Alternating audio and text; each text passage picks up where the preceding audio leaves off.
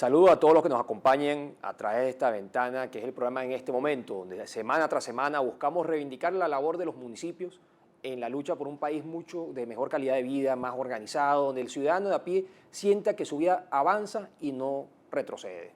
Hemos tocado muchos temas a través de esta ventana, en la importancia de los consejos municipales, en la situación de la basura en el municipio de Chacao y otros municipios del área metropolitana. Y el día de hoy tocaremos un tema que los vecinos de Chacao se han estado organizando y han estado protestando públicamente, que es la escasez de agua en el municipio de Chacao.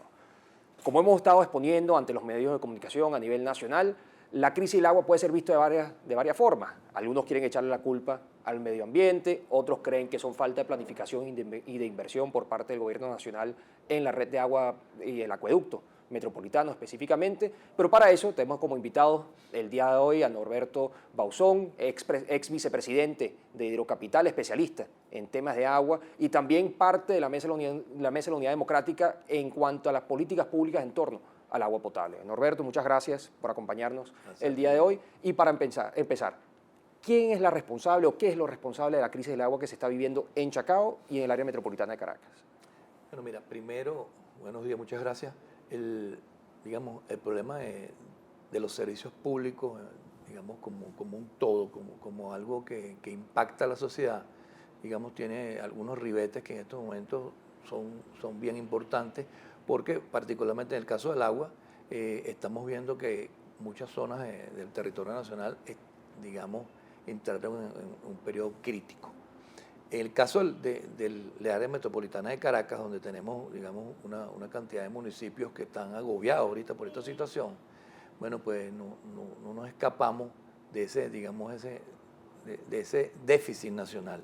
Porque el acueducto de Caracas es un acueducto muy complejo, donde tenemos 23 municipios que dependen de un mismo sistema, del sistema metropolitano de Caracas, y por supuesto Chacao, que digamos es el caso particular que vamos a tratar hoy, no se escapa de eso.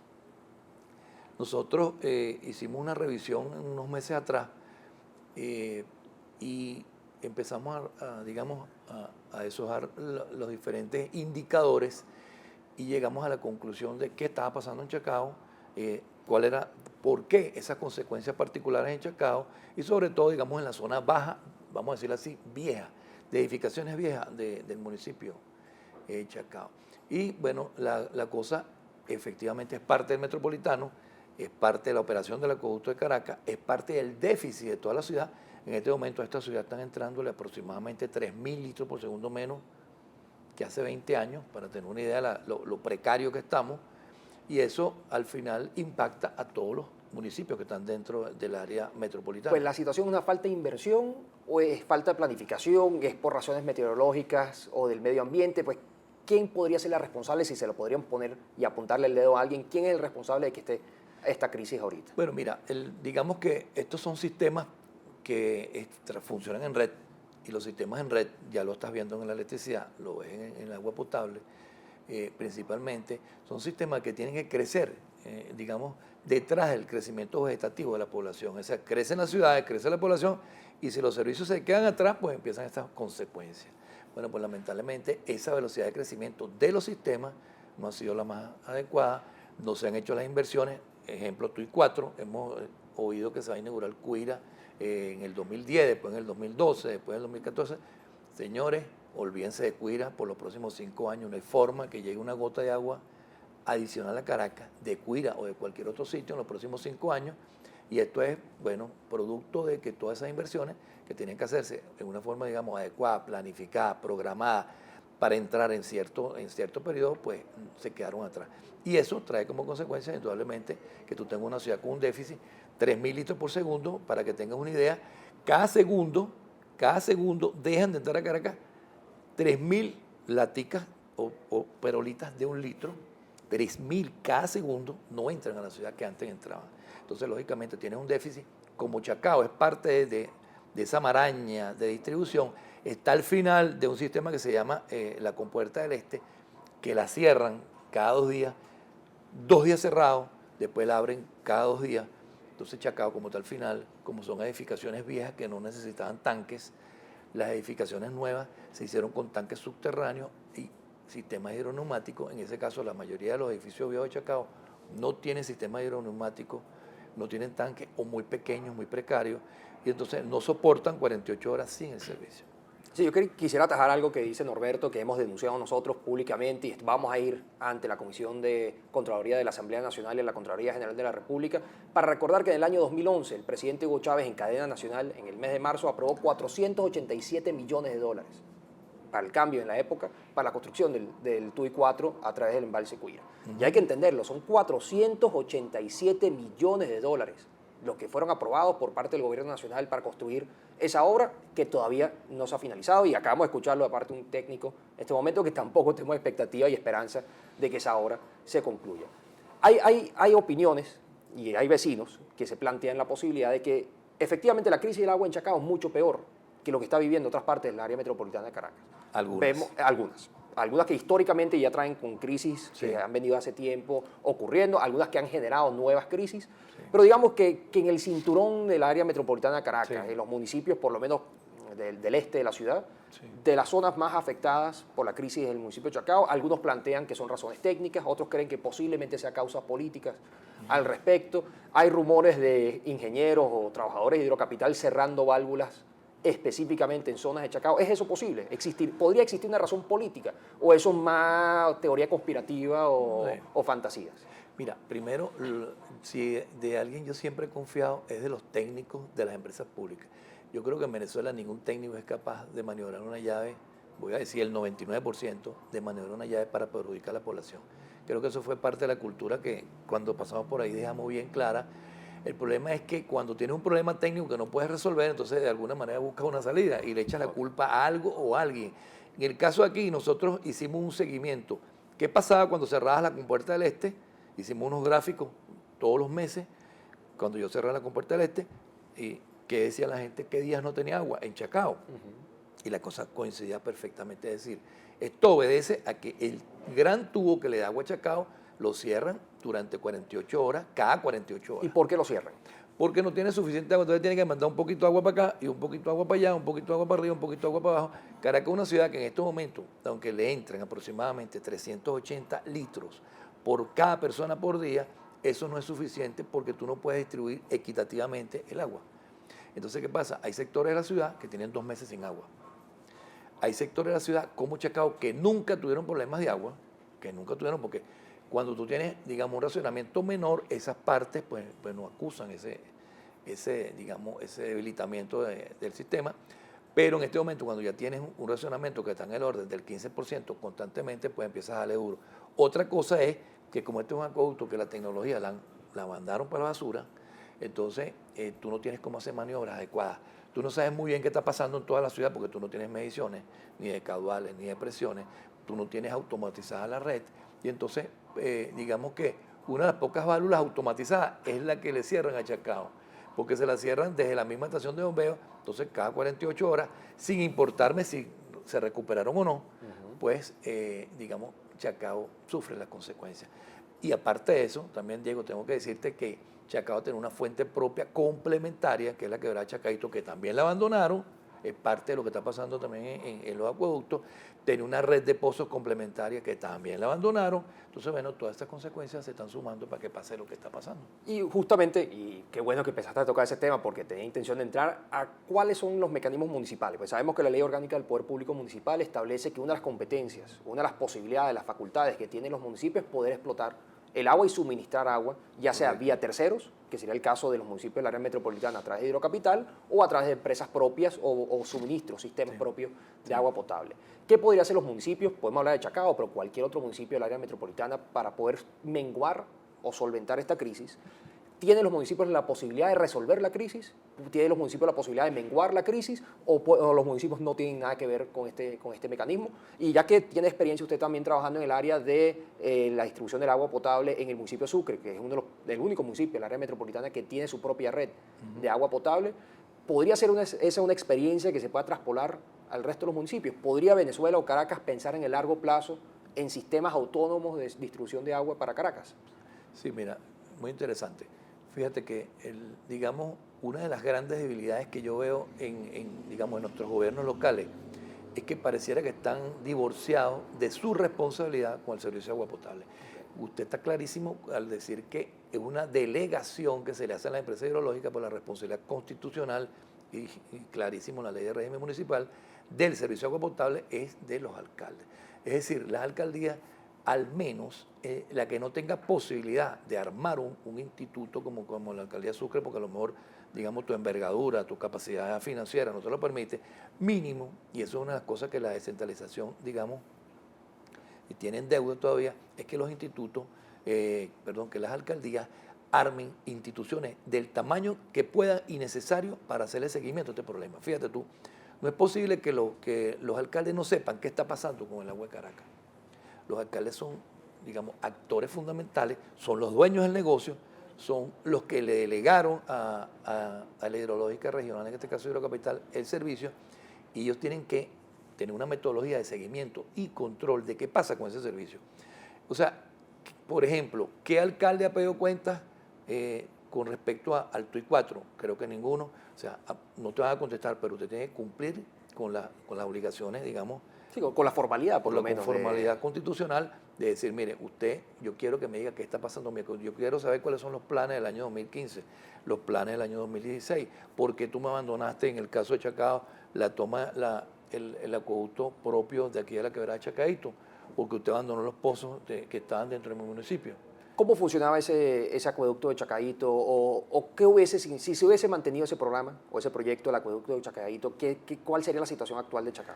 Mira, es que es un acueducto que tenía un porcentaje aproximadamente de un 15% del municipio de Chacao recibe agua de ese acueducto de Chacao.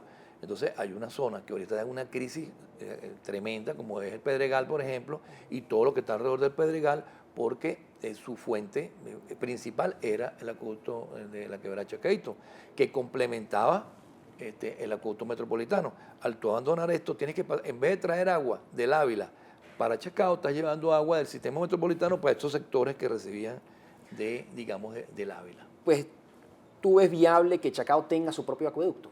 ¿Podría Chacao tener su propia empresa o municipal o una empresa privada, etcétera, que tenga la capacidad de poder distribuir el agua potable para el municipio? Mira, eso ha sido, digamos, una de la prédica nacional que hemos tenido nosotros.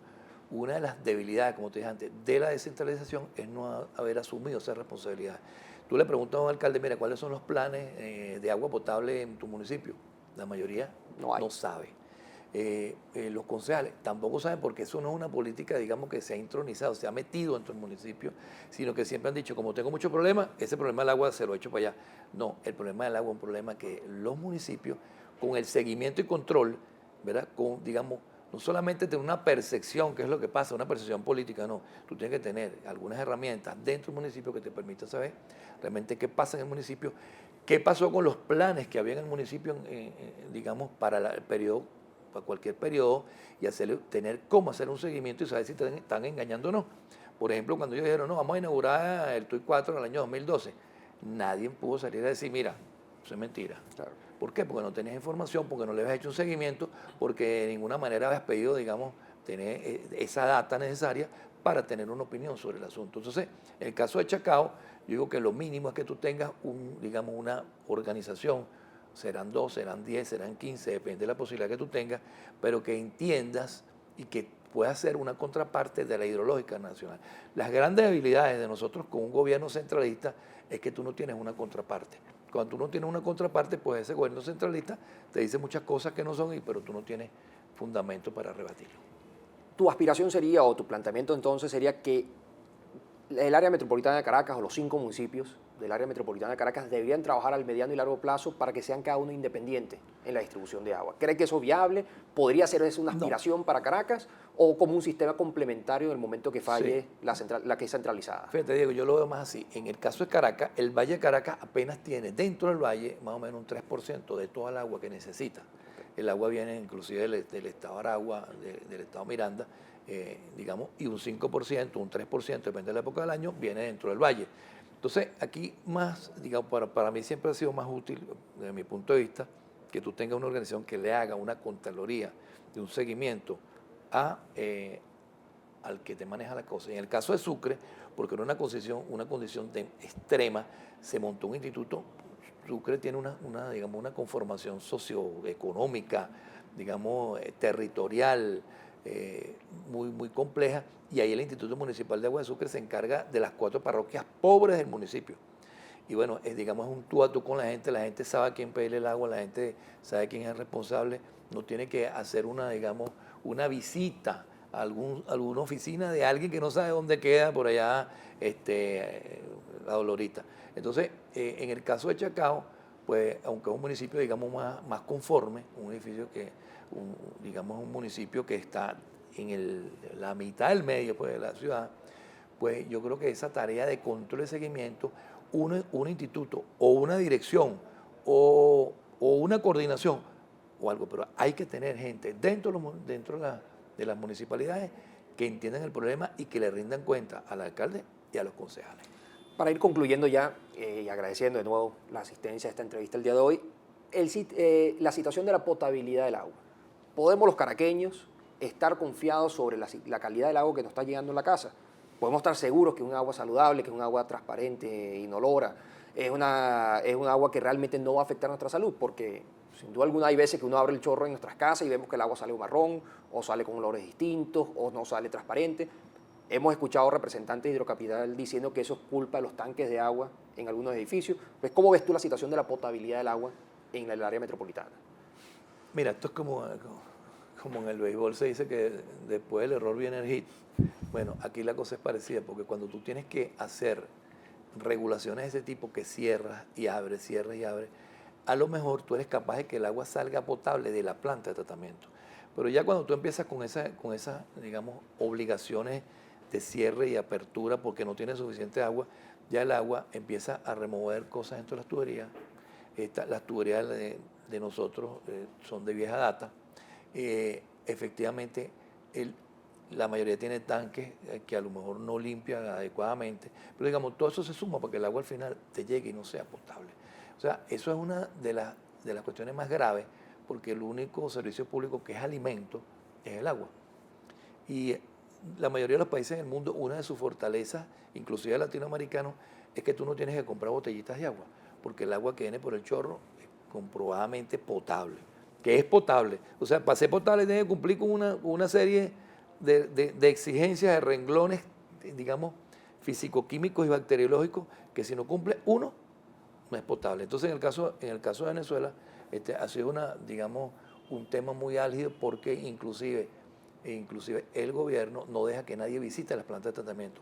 Más allá, por la ley de agua, la ley de prestación de servicios, están obligados a entregar la información mensual a todos los usuarios de la calidad del agua en su sector, y eso tampoco se hace. Por lo cual te digo que yo recomiendo que la gente tenga cuidado con el agua que viene en la calle, porque además en esta condición precaria de las fuentes, es decir, tengo los embalses bajos, no tengo suficiente agua, le echo mano a una fuente muy mala que es el río Tuy, que es una fuente que solamente utilizo cuando estoy digamos, en situación de emergencia. En situación de crisis.